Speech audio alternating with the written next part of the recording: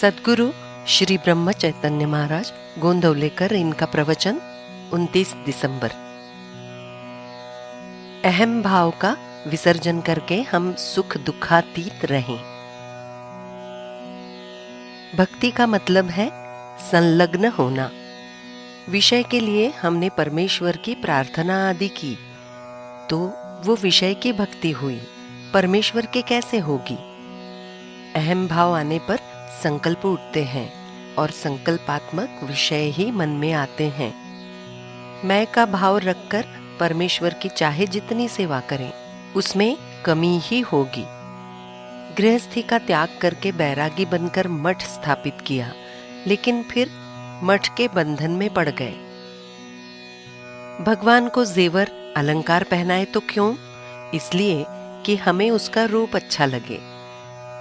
उत्तम कृत्य में भी अहम भाव कैसा छिपा बैठा रहता है, देखो। सारांश, हमें अपने मैं का विसर्जन करना चाहिए। साधु कर्तृत्व परमेश्वर को सौंप देते हैं। वास्तव में हम कर्ता है ही कहां। अपने को कर्ता माने तो हमारी इच्छा के अनुसार बातें कहां होती है।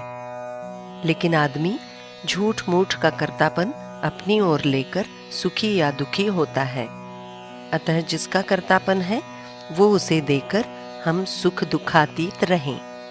ये सब ईश्वर का है, यही सार वेद श्रुति कहते हैं। संत भी यही कहते हैं कि ये सब राम का है, वही सबका करता है।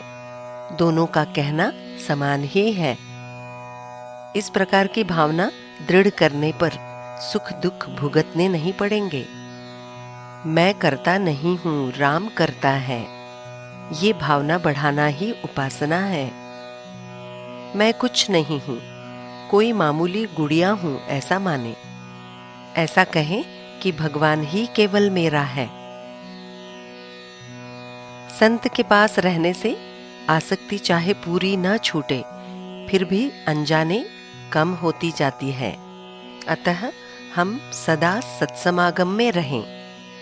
सहवास और संगति का हमारे मन पर बहुत असर होता है। हम हाथ में छड़ी लें तो यूं ही किसी को मारने की इच्छा होगी, ये हुई छड़ी की संगति। लेकिन हम हाथ में माला लें तो उससे जप ही करेंगे, माला से हम किसी को मारेंगे नहीं। हमारी पोशाक, व्यवहार, बोलने में सभी जगह संगति हम पर असर करती है। अतः हम सदा संतों का सहवास बनाए रखें। गाय जैसे बछड़े के पीछे आती है, वैसे संत नाम के पीछे आते ही हैं। वे नाम लेने वाले को खोजते आते हैं और उनके पीछे पीछे भगवान तो आएंगे ही, ये बात पक्की है। अस्पताल में गया रोगी जैसे डॉक्टर के अधीन हो जाता है, वैसे ही संत के घर में पहुंचने पर हम उनके अधीन हो जाते हैं। अतः हम संत संगति में गए कि हमारा कर्तृत्व समाप्त हो जाता है, ऐसा मानना चाहिए। सत्संगति से साधक का विकास होता है। संतों की पहचान के लिए अनुसंधान के सिवाय और कोई साधन नहीं है। संतों को भक्ति का नशा होता है, वे हमेशा नाम में ही रहते हैं। संत भगवान के सिवाय अन्यत्र कहीं रहते ही नहीं हैं, इसलिए वे संत बने हैं, अर्थात देवता स्वरूप बन गए हैं। भगवान का नाम सिद्ध कर देना ही संतों का संसार पर बड़ा उपकार है। सब कुछ राम का है, ऐसा मानने का मतलब है राम को सर्वस्व अर्पण करना।